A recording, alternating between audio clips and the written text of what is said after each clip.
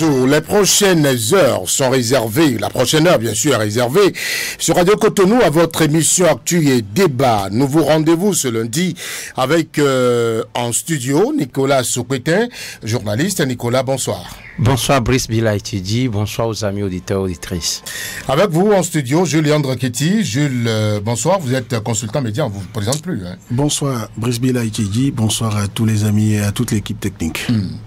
Merci donc à cette équipe technique qui m'accompagne sur cette émission. Ce soir, nous parlerons de la récente journée de célébration du droit des femmes et des efforts de promotion et d'épanouissement de la femme sous l'administration de la rupture.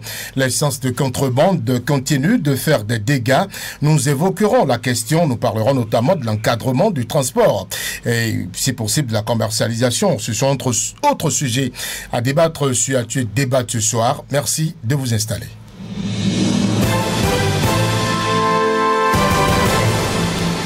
À nouveau, bonsoir, chers amis auditeurs. Célébration récente de la journée internationale de la femme. De grands pas sont faits pour la cause féminine ces dernières années. Promotion politique, autonomisation économique, protection contre toutes sortes d'abus. L'engagement est soutenu par une série de réformes, dont celle visant le renforcement de l'arsenal légal sur la répression des infractions commises à raison du genre, avec l'Institut national de la femme comme bras opérationnel. Nous en parlons sur Actu et Débat. Julien Ketty.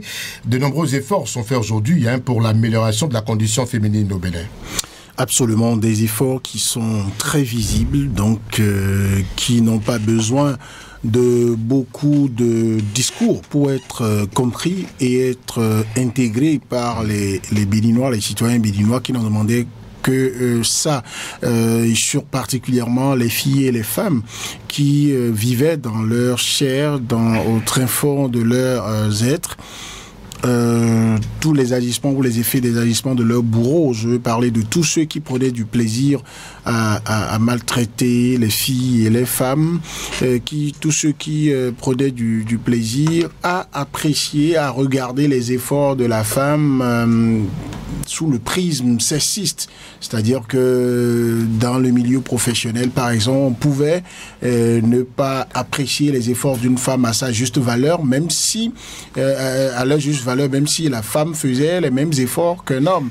Et puis, beaucoup d'hommes aussi pensaient que l'essor de la femme était synonyme de faiblesse, de leur virilité. Non, sous le régime de la rupture, j'ai eu l'impression, et presque j'ai eu la preuve également, que le président Patrice Talon fait de la restauration de la dignité féminine un cheval de bataille, parce que c'est à l'avènement de la rupture du gouvernement du président Patrice Talon que nous avons eu l'Institut national de la femme, comme on n'en a jamais eu, comme on n'a jamais eu une institution aussi structurée, aussi renforcée, et aussi au niveau arsenal juridique, il y a eu une batterie de lois qui existaient, qui ont été relues et renforcées. Il y a eu de nouvelles lois qui ont permis aujourd'hui que dans tous les secteurs d'activité, même si le mal n'est pas encore vaincu à 100%, et je ne pense pas que... Il y a eu une vingtaine de femmes à l'Assemblée nationale. Voilà. Une première depuis dans l'espace politique 90. Également, la promotion de la femme. Aujourd'hui, vous voyez, quelles que soient les élections qu'on fera aux législatives, eh bien, on aura au moins 24 femmes qui vont être élues, que les partis politiques veuillent faire de la promotion féminine ou pas. Parce qu'il y a toujours, sur la liste, il y a une place réservés pour la femme, et les modes de calcul pour les élire sont là, qui sont dans la loi. Mais non, tous les partis politiques savent que de plus en plus dans leur discours de campagne, dans leur projet de société, il ne suffira plus de mettre seulement qu'on va faire la promotion de la femme. Il faut positionner beaucoup de femmes. Et tant que vous mettez les femmes à l'œuvre, elles démontrent qu'elles sont capables de beaucoup de choses. Donc le gouvernement béninois n'a pas mal fait de faire cela et de continuer à décourager tous ceux qui pensent que la femme doit être esclave. Vous voyez aujourd'hui comment c'était le harcèlement des jeunes filles dans les écoles, les collèges et les universités Il fut un temps dans ce pays, c'était un peu comme, ça faisait partie des dividendes du métier d'enseignant. Comme les enseignants m'en excusent, c'est comme si quand vous êtes enseignant, vous avez votre salaire, mais parmi les primes que vous avez les filles qui sont à votre disposition, et on distribuait ce que certains s'amusaient à juste titre à appeler les notes sexuellement transmissibles.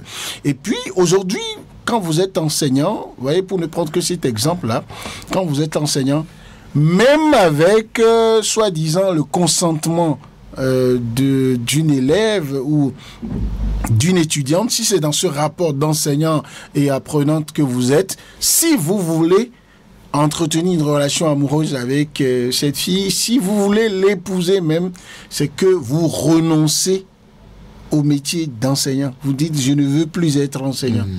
D'accord ? Et vous allez ailleurs, on ne vous connaît plus dans cette position-là par rapport à l'apprenante. Ensuite, vous vous assurez que ce n'est pas une mineure. Et quand vous l'épousez ou quand vous êtes en relation avec elle, vous savez que c'est une personne humaine. Cela veut dire, il faut que les Béninois le sachent, qu'ils ne pensent pas que c'est du féminisme à outrance. Vous pouvez être dans la même chambre que votre épouse. Si vous ne savez pas la traiter, Brice Bilaïtidi, si vous ne savez même pas suffisamment écouter sa réaction lorsque vous demandez à ce qu'elle assume ses devoirs, même au lit, ben voilà, si elle pense que vous êtes devenu un bourreau pour elle sur ce plan, même à ce niveau. Dans les grandes nations, c'est comme ça. Les grandes nations qui se développent, et c'est démontré, j'en aurais fini, que même dans la bonne gouvernance, la lutte pour la bonne gouvernance, les femmes ont un rôle très, très, très, très important à jouer, parce que la femme, c'est démontré par les études, est moins incline au détournement, à la mauvaise gestion des deniers publics que les hommes m'en excusent. Et donc, je félicite tous ceux qui, autour du chef de l'État, l'ont aidé et continuent de l'aider dans la mise en œuvre de ces réformes salutaires-là. Par exemple, c'est pas facile de servir de cobaye de la première présidente de l'Institut national de la femme, Madame Claudine Afiavi-Prudence, aujourd'hui ministre conseillère en charge de la santé. Je salue sa détermination, les réformes qu'elle a commencé par mettre en œuvre sous les auspices du chef de l'État. Aujourd'hui, celle qui était secrétaire exécutive, qui est présidente aujourd'hui, d'autres jeunes dames qui sont là, qui font leurs efforts. Mais on continue de constater que dans l'espace public et politique, des femmes de la trempe de Claudine Prudential continuent de se comporter de sorte à être des modèles, à tracter les autres filles, les autres femmes vers le haut, à être inspirantes et impactantes. Avez-vous fait les mêmes observations, Nicolas? Les efforts sont faits ces dernières années pour améliorer la condition féminine, pour promouvoir véritablement la femme? D'abord, par rapport à cette journée internationale de la femme, moi, ce qui s'inscrit bien sûr dans cette lutte contre les violences faites aux femmes et qui résulte aussi du fait que dans nos sociétés traditionnelles, la femme n'était pas reconnue de façon à être traitée au même pied d'égalité que l'homme. Je veux parler de l'humain au sens masculin. Cela ne date pas de l'époque, ça ne date pas ce n'est pas typiquement béninois non plus africain, c'est depuis même l'Antiquité grecque. La théorie d'Aristote qui plaçait la femme à la cuisine, c'était une vieille pratique.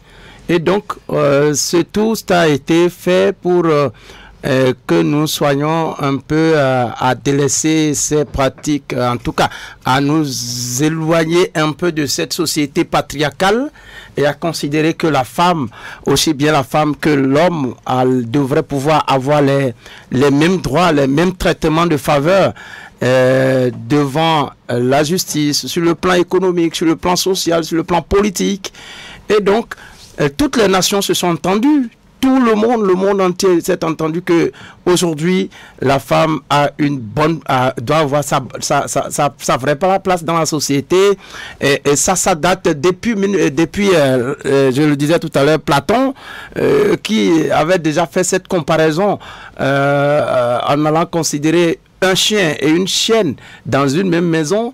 leur rôle, c'est de garder la maison. Et Platon, pour avoir vu Athènes échouer dans une guerre qu'on appelle la guerre de Péloponnèse, avait pensé que c'est parce que la femme, la société athénienne ne considérait pas la femme qu'ils ont échoué, et donc il faut redonner cette place à la femme. Il est allé penser que le fait de mettre bas n'empêche pas la chienne d'être une bonne gardienne, et que c'est mieux quand elle met bas, elle devient plus sévère. Et donc la femme, on va revenir à la question. Oui, la femme, je pose un peu l'historique pour montrer que aujourd'hui rien ne s'invente. C'est-à-dire que accorder cette valeur à la femme n'est pas une façon d'inventer la roue. C'est de l'ordre normal des choses qu'aujourd'hui qu'on prenne considération de ce que la gente féminine doit avoir un certain nombre de regards des dirigeants pour véritablement leur permettre un certain nombre d'épanouissements. Et donc, à se mettre à marge de cela, c'est ce qui serait dans la normalité qu'il faille corriger. Eh bien, quand on dise qu'aujourd'hui qu'il y a des efforts, oui, mais on ne saurait dormir sous le laurier, penser que oui, on a déjà fait l'essentiel, on a déjà fait tellement bien que... Est-ce qu'on peut se réjouir du peu d'efforts qu'on a eu? Moi, ce que je pense plutôt, dans cette lutte contre les violences faites aux femmes, dans cette lutte pour l'épanouissement de la femme, dans le fait qu'on veuille considérer la femme au même pied d'égalité que les hommes, je ne pense pas, moi, à mon humble avis, que ça devrait pouvoir être simplement du ressort d'un gouvernement ou d'un ou d'un régime.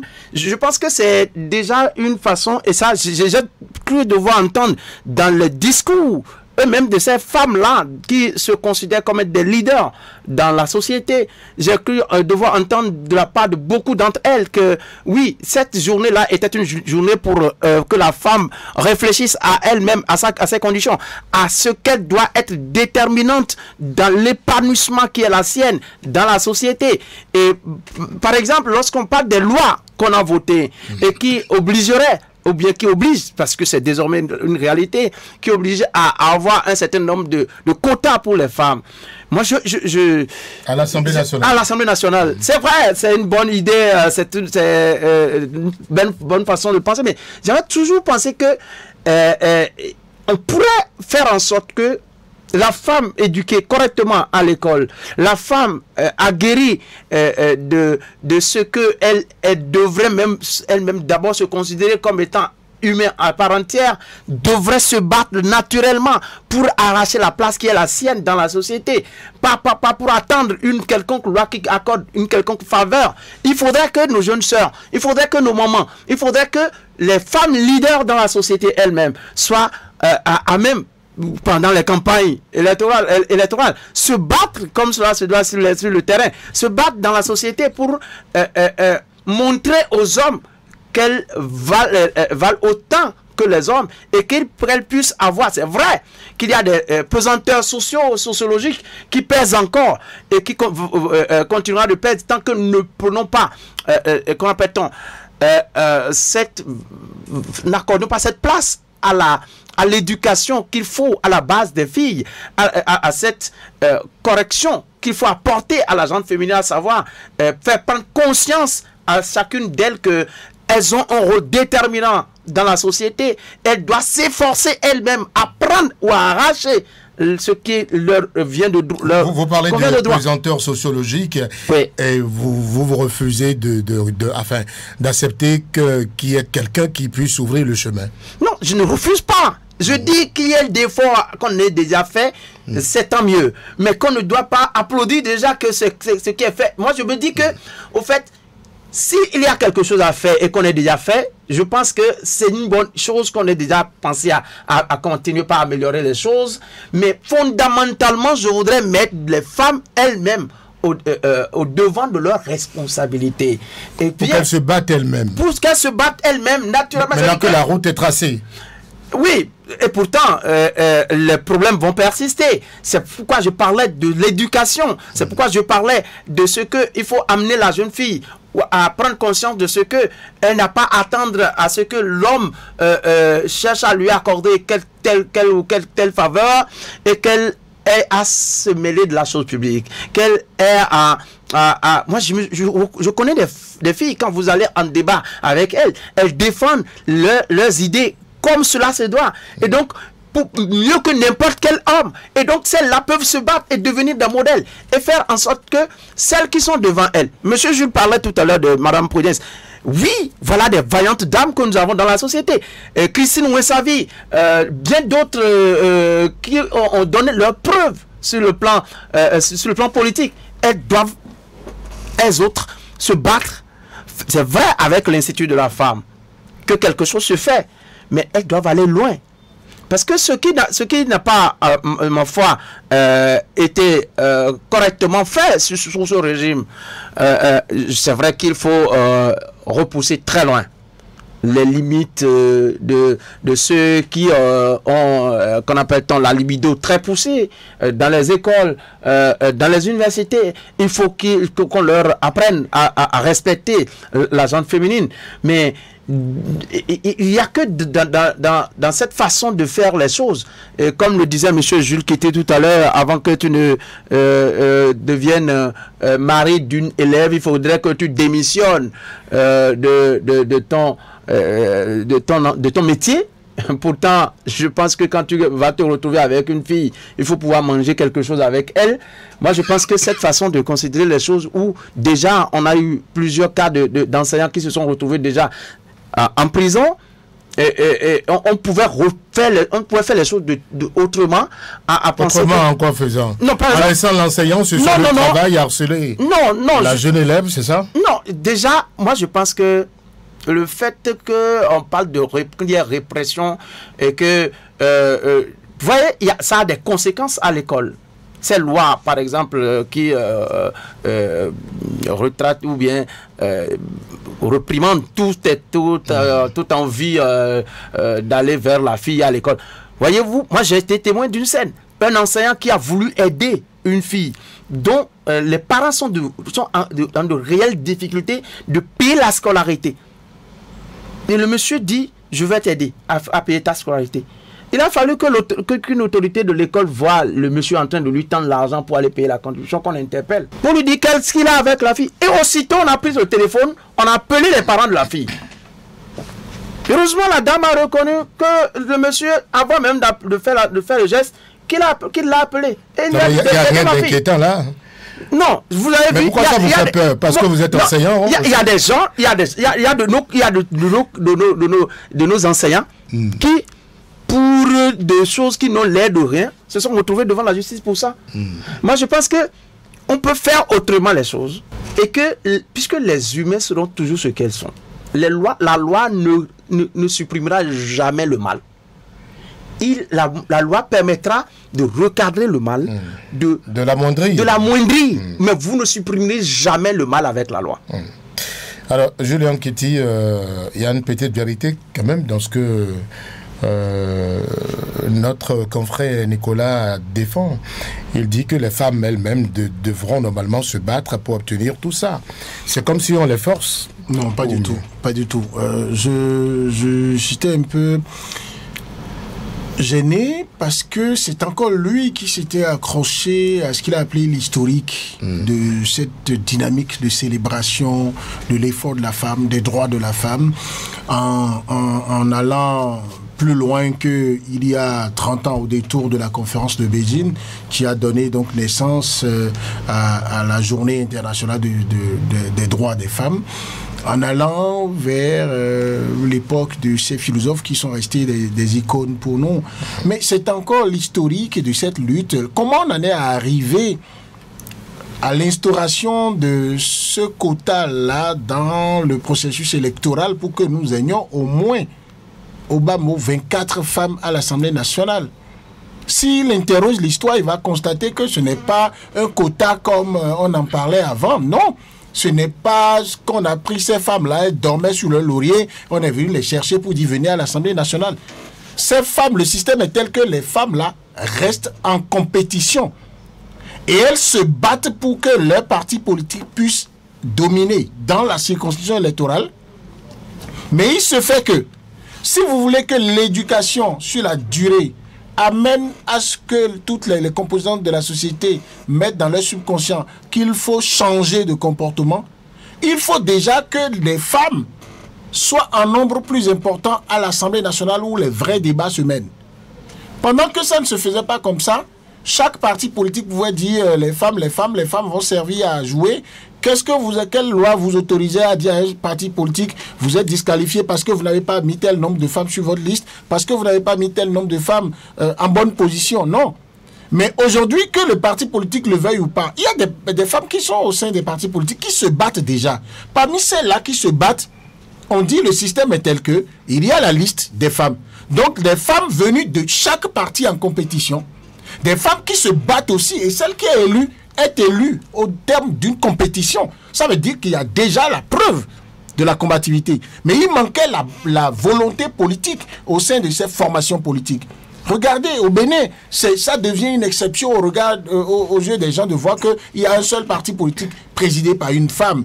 Et elle se bat pour tenir. Donc il n'y a pas de doute sur la combativité. Non, il n'y a pas de doute sur la combativité. Mais il faut appeler les femmes à s'investir davantage. Les femmes, je vais vous dire, les femmes se battent suffisamment. Il y a des femmes qui ne vont pas au même rythme que des hommes, simplement parce que lui-même l'a encore dit, c'est ça l'aspect contradictoire dans ce qu'il dit, parce que retardé par des considérations sociologiques.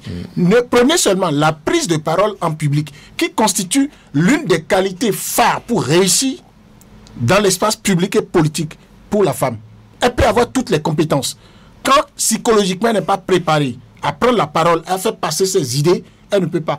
Alors que dans nos sociétés, dans nos familles, il est encore établi aujourd'hui que dans beaucoup de familles, lorsqu'on s'assoit, même on est en train de parler, lorsque les hommes ont fini de s'entendre sur une décision, mais il peut y avoir 1000 femmes là, on a l'impression que la décision est déjà prise. Est-ce qu'on va attendre 100 ans pour que ça la change, pour que les femmes commencent à aimer? Il faut donc un système transitoire qui permette de booster la présence des femmes de qualité qui ont fait la compétition dans des espaces de décision. Aujourd'hui, maintenant, à l'Assemblée nationale, elles sont allées jusqu'à créer le caucus des femmes parlementaires, parce qu'elles sont un certain nombre. Maintenant, aujourd'hui, là, quand il y a les débats à l'Assemblée nationale, on n'a plus seulement quelques femmes isolées à la manière des Rosine Soglo. Est-ce que ça dit que la loi est large pour booster? Ça veut dire que à chasser le naturel, il reviendra au galop. Non, ce que vous voulez, ce que vous dites là. C'est ça, il dit. Non, je vous en prie, les femmes se battent. Ce que moi je souhaite chez vous, c'est quoi? Pourquoi vous avez ce mal extraordinaire du monde? À que ça vous coûte de dire, on vous dit ce qui est fait là est transitoire. Tout phénomène social. D'accord? Tout phénomène social. Pourquoi vous prenez les questions même géopolitiques et géostratégiques au niveau de l'ONU? Pourquoi toutes les nations n'ont pas les mêmes voix au Conseil de sécurité? Pourquoi on se bat pour dire l'Afrique aussi doit avoir tel nombre de représentants? Et alors que peut-être d'autres pays européens n'ont pas ce nombre de représentants. Parce que l'Afrique a été retardée. Est-ce que vous pouvez effacer du jour au lendemain, par exemple, les effets de la colonisation, de l'esclavage? C'est déjà arrivé. Donc les pesanteurs sociologiques là ont déjà retardé la femme. Avant de trouver un homme maltraité, bastonné, qui subissent les violences psychologiques, économiques et tout ça, combien de femmes vous trouvez qui subissent ça? Si le nombre est grand par rapport au nombre d'hommes, on est obligé si on veut aller vite, de trouver un système qui booste pendant un temps. Et dès qu'on va avoir une stabilité à un niveau donné, on peut retourner à des choses où on n'a plus de quotas pour les compétitions. Regardez ce qui s'est passé au Rwanda. Aujourd'hui, là, on peut faire des lois qui ne boostent même pas la présence des femmes dans les sphères de décision. Les femmes dominent déjà. Mais on a dû passer par là. Et à un moment donné, il y avait plus d'élus femmes, plus de femmes dans des fonctions importantes que d'hommes. Et il a suffi que ces femmes-là se comportent bien, réussissent bien, donnent de bons résultats. Et d'autres jeunes femmes ont cru en elles. Et les hommes aussi. Est-ce qu'aujourd'hui, on va finir sur le sujet, oui. Jules, est-ce qu'aujourd'hui on peut se satisfaire du niveau atteint? Qu'est-ce qu'il faut faire qu'on n'a pas encore fait? Oui, mais il faut commencer par se satisfaire du niveau qu'on a atteint. Pas pour dire qu'on a fini. Personne, y compris même pas les dirigeants, le président de la République, son gouvernement, personne n'a dit que ce qui est fait là, c'est fini, on peut aller dormir sur les lauriers, c'est fini. Ce qui a été fait, c'est qu'aujourd'hui, là, ce n'est plus un discours seulement que si vous vous hasardez, et c'est ça là, je veux être très clair là-dessus, il n'y a pas de ménagement à faire en milieu scolaire où on fabrique les âmes, où on fabrique les leaders de demain par exemple, qu'un enseignant considère que les filles qui sont là, qui ont des morphologies un peu trop développées, sont des dividendes de son métier. Non, non, non, pas du tout. Et puis, l'exemple que Sopétin a donné, je vous en prie, l'exemple que vous donnez là, celui qui... Pourquoi? Parce qu'on amène quelqu'un devant la justice, vous pensez que c'est déjà un problème. Celui qui va devant la justice, qui réussit à se défendre, qui montre qu'il n'est pas de mauvaise foi et qui n'est pas dans les mauvaises pratiques, il doit être plus heureux que celui qu'on n'a pas interrogé, qu'on soupçonne. Aller devant la justice ne signifie pas qu'on est coupable. Je suis désolé. Ensuite, l'enseignant qui a donné l'argent à la fille. Pourquoi c'est à la fille qui donne l'argent? Vous voyez, c'est au fait les vices au niveau de cette façon de faire les choses. Au fait, je me dis que cette loi qui refuse toute relation... même si au niveau de la loi, ce qui serait... Allez jusqu'au bout de votre phrase. Ne soyez pas malin en ne disant... On dit relation amoureuse, relation sexuelle. S'il vous plaît, est-ce que vous pensez qu'à l'école, la loi est suffisamment comprise de telle sorte qu'on dit relation amoureuse et c'est fini? À l'école aujourd'hui, qu'est-ce qui se développe comme comportement? Dès qu'on vous voit debout avec une fille... On vous interpelle. On vous interpelle. Mais quel est le problème? Pourquoi ça vous fait peur, Nicolas? Non, s'il vous plaît. Ça veut dire que les professeurs ne sont plus des humains qui pouvaient... Non, pas du tout. Quand vous allez... Qui peuvent collaborer avec... Attendez. Le coup que vous voulez faire. Pourquoi est-ce que vous demandez, par exemple, que... Est-ce que c'est à une fille, le monsieur a trouvé à faire? Si c'était comme si c'était un garçon, il ne pouvait pas faire ça. Je vais vous dire... Non. Je vais vous dire... Parce que c'est une fille, il ne devrait pas... Je vous en prie. Ça ne c'est pas commode de dire ça comme ça directement à l'antenne, mais là, vous mentez. Je préfère vous le dire. Parce que ici, là, je n'ai pas dit que la faute de votre collègue enseignant, c'est d'avoir donné l'argent à une fille. Mais vous avez dit pourquoi la question? J'ai dit pourquoi c'est à la fille. Non, non, pas à une fille. J'ai dit pourquoi c'est à la fille qu'il donne l'argent et non à ses parents. Mais attendez, le monsieur ne connaît même pas ses parents. Non, il ne donne pas. S'il vous plaît, s'il vous plaît, vous avez dit que l'enseignant a appelé les... Pardon? Il a changé avec ses parents. Oui, la fille était en composition et on devrait la renvoyer. Et le monsieur avait fait la promesse que il lui porterait une pareille aide. Et quand la fille est sortie, il lui remet l'argent. Je peux vous dire ce que Nicolas soutient. Nos jeunes sœurs, nos filles ne seront pas de plus en plus isolées. Je peux vous dire une chose. On a tous été à l'école. Il m'est déjà arrivé 1001 fois de trouver qu'en pleine composition comme ça, que des enfants soient renvoyés, que ce soit fille ou pas, un enseignant qui a envie d'aider en ce moment, vous savez ce qu'il fait? Attendez, l'enseignant est également un éducateur. Il se déplace. Il va voir la direction, il dit, je paye pour cet enfant. Le contexte est tel que, si on remettait l'argent à cette fille, voilà le contexte. Attendez, si on lui donne l'argent et elle va dilapider cet argent encore, elle ne le paye pas. L'enseignant est devenu un peu comme un père et un éducateur. Il sait très bien dans l'établissement, là où il faut aller déposer cet argent et ramener le reçu à cette fille. Et mieux, quand on regarde un enseignant dans la cour de l'école avec une jeune fille... Ce n'est pas un qu'il donne l'argent. Oui, mais... Les enfants, tout le monde était là. Mais quand il a fallu que l'autorité voit seulement le monsieur remettre l'argent à la fille, va payer la contribution, on l'interpelle. Mais on l'a mis en prison? Non, justement, est-ce que vous ne voyez pas l'image que ça donne? Nicolas, mais pourquoi avant... Non, mais le problème, quand nous faisons des émissions radio... Et le monsieur vient voir l'autorité, dit, voilà, la fille est devant, et dit, voilà ce qui s'est passé, et je lui ai remis l'argent. Mais l'autorité ne veut pas entendre ça, et appelle directement de la fille. Oui. Pour dire, voilà, venez voir, il y a telle situation avec votre fille, venez à l'école. Oui. Ça veut dire quoi? Jusque-là, c'est normal, c'est ça. Si la maman niait quelque chose, déjà le monsieur... C'est un youf. Parce qu'il n'a aucune chose... Non, s'il vous plaît, ce que vous dites est scandaleux. Si la maman, la preuve, est-ce que quand la maman a témoigné de ce que cet enseignant que je connais m'a appelé pour me dire, vu que vous êtes en difficulté, cette fille-là, peut-être qu'elle travaille bien en classe. Et les enseignants ont un faible pour les enfants, les élèves qui travaillent bien, ne veulent pas qu'on les renvoie. Alors donc, quand il a appelé la maman, ça veut dire que l'enseignant là sait très bien que si la maman n'est pas ou le papa n'est pas informé de ce geste, ça peut être un bon geste, mais il va être suspect. Ça va être un ton liant, je vous en prie. Et il faut le considérer comme tel. On a vu beaucoup de choses. Hein. Moi, je peux... Heureusement, maintenant, quand la maman a témoigné là... Le professeur en question a eu la présence d'esprit d'appeler la maman. C'est ce qu'il devrait faire. Non, il a appelé la maman avant même la rentrée. Ah, j'ai fait telle promesse à ta fille. Elle m'a décrit sa situation. J'ai voulu bien l'aider. Ce qu'on vous reproche, au moment où vous avez dit que c'est bien. C'est pas les seuls cas. Il y a plein d'autres cas. Et le simple fait, par exemple, que le fait est suspect et que le professeur soit conduit devant la justice, même s'il est lavé là-bas. Vous pensez que moi, professeur qui a été témoin de ça, je voudrais jamais être présenté. Est-ce que le trophée de défenseur, parce que j'ai voulu faire bien. Est-ce que Nicolas, ne faites pas le bien, c'est pas grave. On comprendra que vous, le bien que vous voulez faire aux élèves filles là, on doit vous laisser les faire. Pas seulement aux élèves filles, je suis désolé.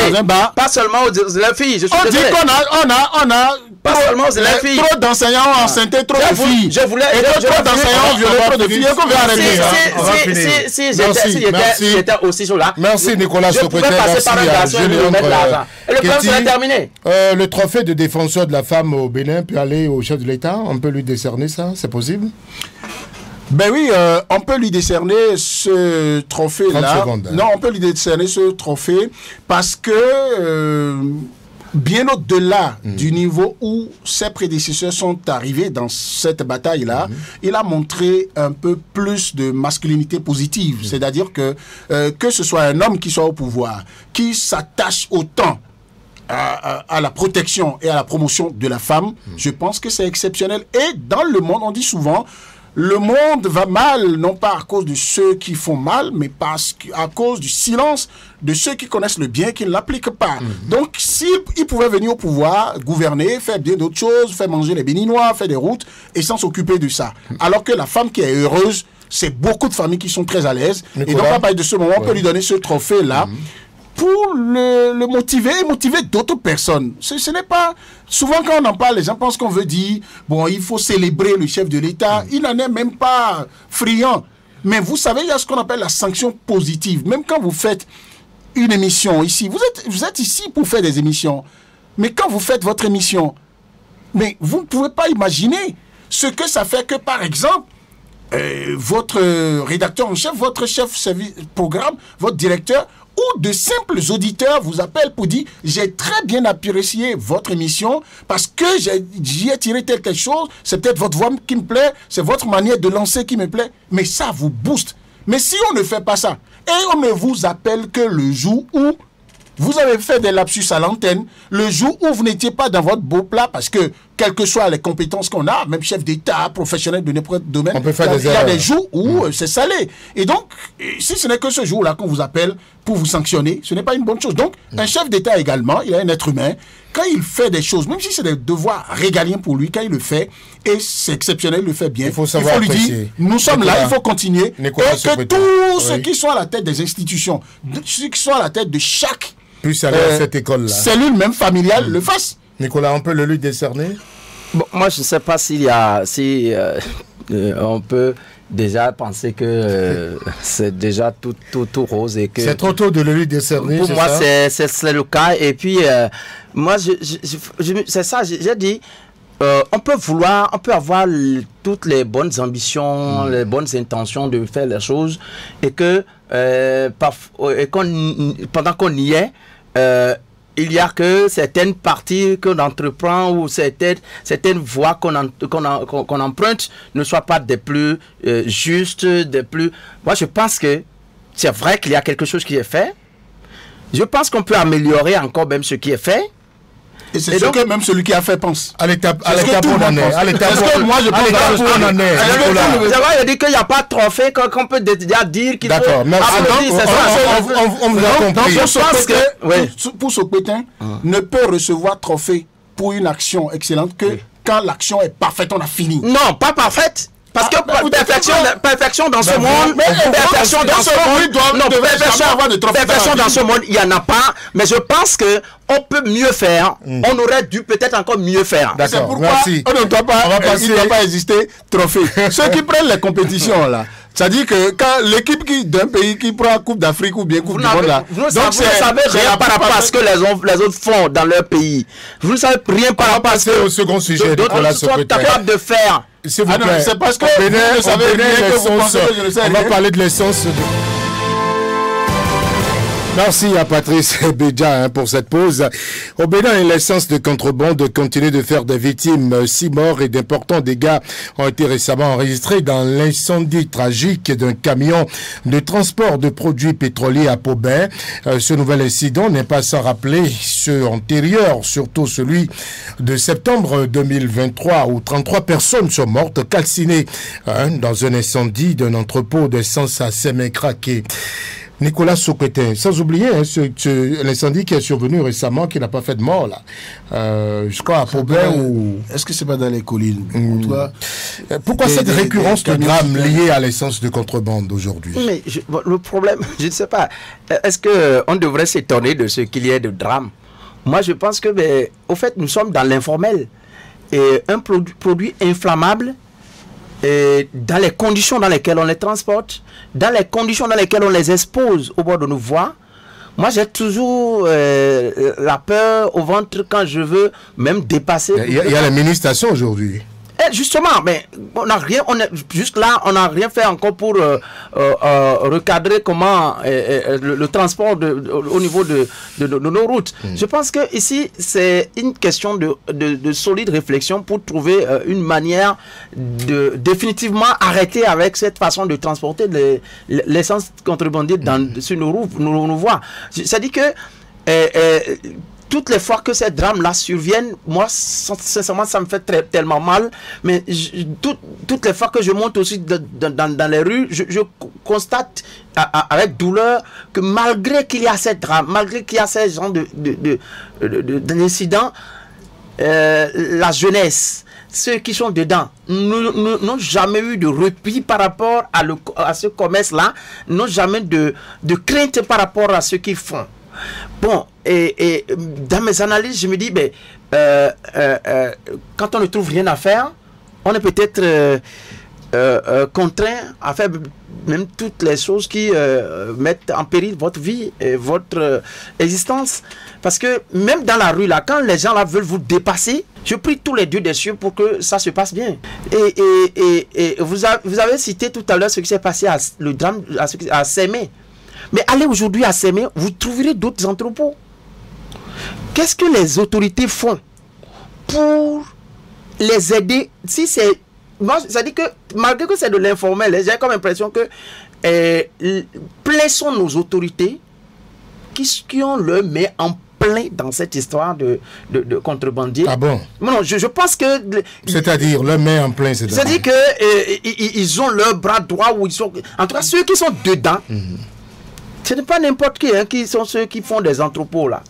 C'est des gens d'un niveau social très élevé. Et vous fouillez peut-être, il y a des hautes autorités qui sont dedans. Vous posez beaucoup de problèmes là. Vous parlez de l'encadrement, oui, du transport et enfin de l'entreposage également. Justement, mais c'est-à-dire que juste là, qu'est-ce qu'on a fait après ce qui s'est passé à Sémé? Je pense que rien. Moi, je vais à Sémé, je constate qu'il y a encore des maisons où ça s'expose. Et les véhicules vont la stationner au vu et au su de tout le monde, des autorités. Peut-être même que des autorités vont là aussi s'approvisionner. Mais je me dis, quand le drame de Sémé s'est produit, vous avez vu des ministres, de partis politiques se sont déplacés en grand nombre pour aller visiter les gens. J'ai dit, il fallait toujours attendre que ça se produise comme ça avant qu'on ne se dérange. Mais après, quand ça se passe et tout le monde pleure, les victimes, mais après, qu'est-ce qu'on a fait? Jusqu'ici, quel est l'acte concret? Il faut agir en amont. Mais moi, je pense que... Vous proposez quoi, par exemple? On expose, on laisse les gens faire et on vient pleurer après les victimes. Moi, je pense que il va falloir trouver un mécanisme pour empêcher le transport par les motos par lesquelles on transporte. Mais récemment, les voitures ont pris feu, non? Non, mais les camions, on peut trouver des petits camions citernes. Oui, mais des camions citernes ont pris feu. Non, dans les cas des camions citernes, ça aura, au fait, c'est rare. Pas comme les engins à trois roues. Non, c'est pas comme ça. Et même, comment on expose ça dans les rues. Quand on a vu des mini-stations qu'on est en train d'installer, je voudrais qu'on continue et qu'on aille plus vite. Parce que tant que c'est bien entretenu, je pense qu'on est enclin à moins de danger que lorsque c'est exposé tel que c'est exposé là. D'accord. Julien Kikiti, quels sont les problèmes que règlent véritablement les mini-stations? Parce que j'ai vu des détenteurs de mini-stations avoir à côté leur bidon d'essence. C'est-à-dire quand vous venez, ils vous demandent vous voulez pour la station ou bien vous voulez pour le bidon. donc quel est le problème véritable qui règle? Ça me fait marrer, Jules. Non, mais ça me fait marrer parce que le vrai problème, je suis heureux de constater que vous vous en rendez compte et ça vous dépite. Le vrai problème, c'est dans la tête des hommes. C'est-à-dire que c'est dans la tête des hommes et des femmes qui font le métier qu'ils refusent le changement. Ils sont réfractaires au changement. Mais celui qui dit que il a mini-station. Il sait que mini-station, c'est pour qu'il n'utilise plus les méthodes archaïques. Non, mais le mini-station n'est pas au prix de paillot au coin de la rue. Mais attendez, si lui, il dit, en toute chose, il y a la dynamique sociale. Et dans le business également, il y a la loi du marché. Si plus personne n'a bidon au bord de la voie et vous dit ça c'est le paillot, ça coûte tel montant, même si c'est à 1000 francs dans la station, et il n'y a que ça dans le pays, la lutte sera maintenant de dire aux autorités, pardon, faites tout pour que ça ne soit plus 1000 francs, que ça diminue. Mais plus personne, parce que si les bidons n'existent pas, si le paillot dans les bouteilles, sur des tabourets n'existe pas, personne ne va chercher. Donc vous-même qui voulez vous approvisionner, il n'y en aura pas pour vous. Mais comment faire pour que ça puisse ne plus exister, qu'il n'y ait que des mini-stations? Oui, mais le problème, c'est pourquoi quand... Parce que les petites mini-stations qui existent aujourd'hui ont toujours le sac à côté. Non, ce qu'il faut déjà, c'est quoi?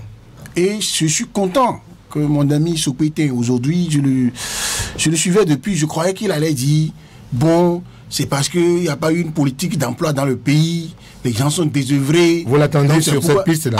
Et vous allez voir, il faut prier pour qu'avant la fin de l'émission, ils ne disent pas que, bon, parce qu'ils voulaient dire en disant que parce que les gens n'ont rien à faire, qu'ils sont obligés de faire ce qui met leur vie en danger.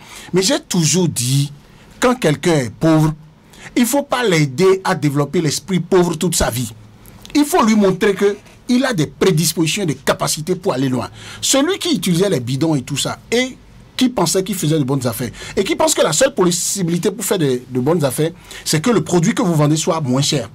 Alors que quand vous étudiez les BRBA en matière de commerce, de business, votre produit, si vous travaillez la qualité du produit, vous travaillez l'emballage du produit, vous travaillez les conditions, l'espace de vente du produit, vous allez vendre le produit au double du prix. Le même client viendra, il va l'acheter sans crier.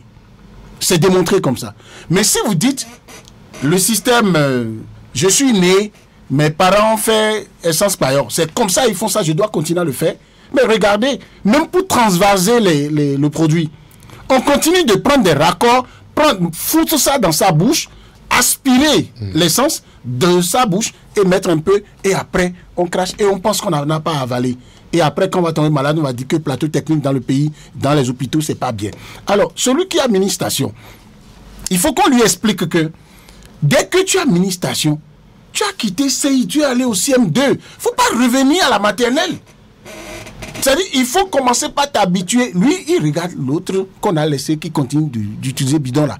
Et les gens vont acheter chez lui. Il dit non, c'est le système là qui est. Donc, c'est exactement comme quand je parlais ici de casque où il faut arrêter tout le monde. Vous dites non, il ne faut pas, il faut voir dedans. Tout le monde, beaucoup de Béninois portent casque à cause du policier. C'est pourquoi vous avez encore des casques parfois qui ne sont pas de bonne qualité et les gens se disent non, on peut utiliser. Mais quand ils vont intégrer dans leur tête qu'on porte casque pour se protéger, donc on a mini-station pour ne pas être brûlé soi-même, pour ne pas gâter les engins des gens et pour que l'environnement soit protégé, c'est fini, celui-là va arrêter. Maintenant, dans les échanges, ceux qui ont les mini-stations, on est sur le terrain du business. Ce qui freine ça, je peux imaginer qu'il y a beaucoup de gens qui peut-être n'ont pas le niveau nécessaire de culture commerciale nécessaire, l'ambition nécessaire pour aller dans ce formel-là. Alors, dès que vous avez mini-station, c'est que vous rentrez d'une manière ou d'une autre dans le formel. On Mais vous connaît. Ils font un regroupement. Ou quand vous allez, est-ce qu'ils étaient habitués à travailler en groupement? C'est ça aussi. Donc c'est pourquoi, selon moi, ça va à ce rythme. Malheureusement, les drames n'attendent pas.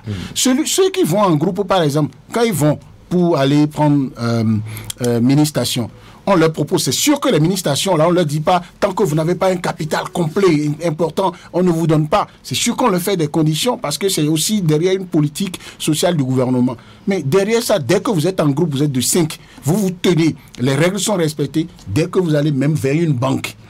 Il y a des programmes actuellement avec le gouvernement où, quand vous allez vers des institutions bancaires, pour avoir de garanties et pouvoir obtenir des prêts, là, c'est l'État qui devient un peu comme ce qu'on appelle vulgairement votre avaliseur. L'État dit, lui, il est rentré dans un système formel, on veut l'accompagner.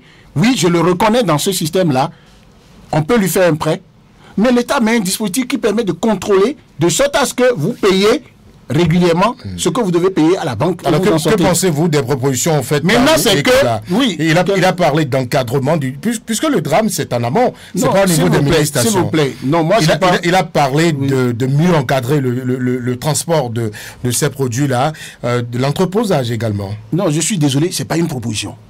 C'est-à-dire, il faut prendre les dispositions pour mieux encadrer. Il faut pas... Non, ça c'est du français. C'est-à-dire que l'entreposage, là, ce qu'il dit par rapport à ça, et il est d'une région où il doit mieux connaître ça.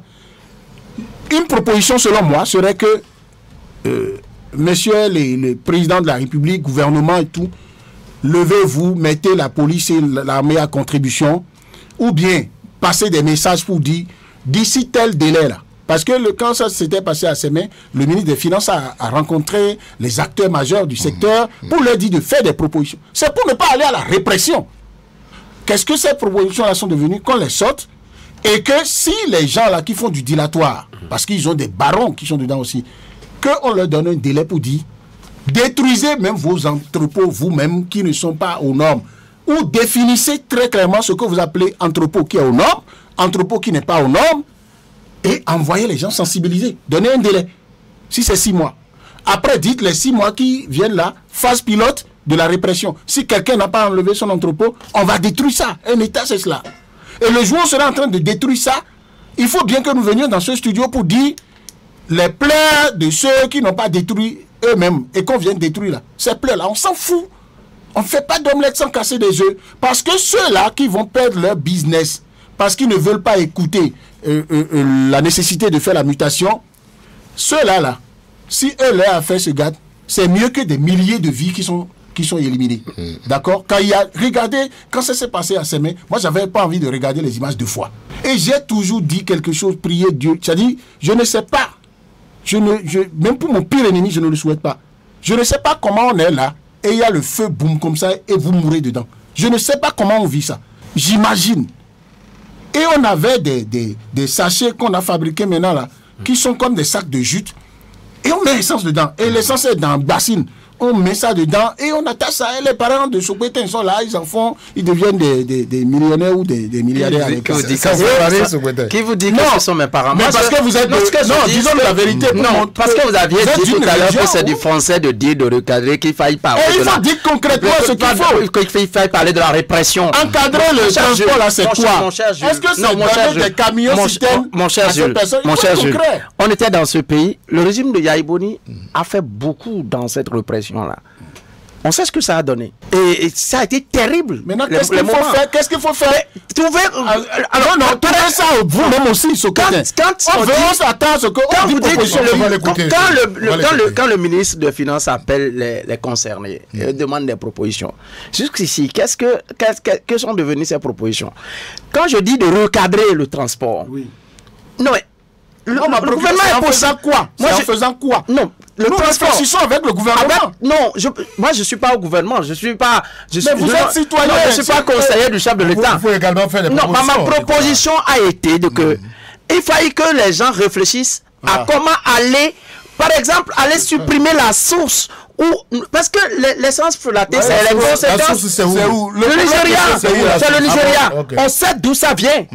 On sait d'où on transporte ces gens-là. Quelles sont les négociations qu'on fait avec le pays voisin? Parce que eux autres, ils savent ceux qui sont dedans dans l'informel là-bas. Qu'est-ce qu'on fait avec eux? Quelle est la stratégie qu'on met en place avec le Nigeria? Ça devient concret. C'est-à-dire qu'il faut aller discuter avec les autorités nigérianes et empêcher que l'essence qui quitte le Nigeria pour rentrer dans Vous pensez que les autorités béninoises ne savent pas ça? Et que ça faille que moi je leur dise ça? Non, je pense que c'est de ça que je dis. C'est pourquoi je disais que, en fait, tout ça, nous vivons ça parce que justement, quand vous fouillez, il y a de hauts gradés, de gens de haut niveau, haut placés qui sont là, qui mangent dedans. Ce que vous dites, quand les gens meurent, quand les gens meurent, ça ne leur dit absolument rien. Dites des noms d'autorités qui sont dedans. Vous savez de quoi je parle, on ne donne pas de nom. Donc vous voulez qu'on prenne... Il faut que ces gens-là savent que... Il faut que ces gens-là sachent que ce qu'ils font est mauvais et que nous, ce qu'il y a de plus précieux, à préserver, c'est la vie. Et que quand les autorités eux-mêmes décident de faire quelque chose, ils savent où il faut aller. Négocier avec les gens au Nigeria. Voici ce que nous pouvons faire. À savoir, par exemple, négocier avec l'État nigérian. Alors, si entre-temps, quelqu'un devrait transporter du Nigeria sur les routes du Bénin, le pétrole ou l'essence frelatée, il faudrait que ce soit telle disposition qu'il doit prendre. Les mini-camions, les mini-citernes dont nous parlons. Sinon, pas ça, vous ne leur donnez pas ça. Mais c'est pas. Moi, je dis. Il faut transporter les mini-stations là d'ici pour aller. Je ne parle pas des mini-stations, je parle des mini-citernes, les mini-citernes camions là. On peut en trouver. Moi, j'ai toujours imaginé même un système, même si ce n'est pas une station au rang, au standard normal. Mais on peut trouver une manière d'entreposage au bord des voies qui soit de petites, comment appelle-t-on, de petites citernes qu'on appelle-t-on, on fait cela disposer d'un dispositif qui permet de faire sortir, au lieu pour éviter par exemple le fait que les gens utilisent les raccords pour faire sortir. Tout ça est possible. Jules, un mot pour conclure? Non, moi j'ai envie de dire, de plaider vraiment pour que nous sachions que même une émission radio, une discussion sur les réseaux sociaux entre citoyens, c'est des espaces de proposition pour que les autorités qui n'ont pas la science infuse puissent travailler. Et ce que les autorités font, que nous puissions... On fait des propositions dans d'autres domaines, mais là on ne vous écoute même pas. Donc ne venez pas parler ici. Non, justement. Si c'est pour parler français, c'est fini. Je parle pour attirer l'attention de l'autorité. C'est ce qu'il doit faire. Merci Nicolas Sopeto et merci à Jules-Léandre Ketty d'être passé en studio pour As-tu débattre ce soir. Merci à l'équipe technique qui m'a accompagné, Patrice Média, Job Chikpe. Bonsoir, chers amis auditeurs.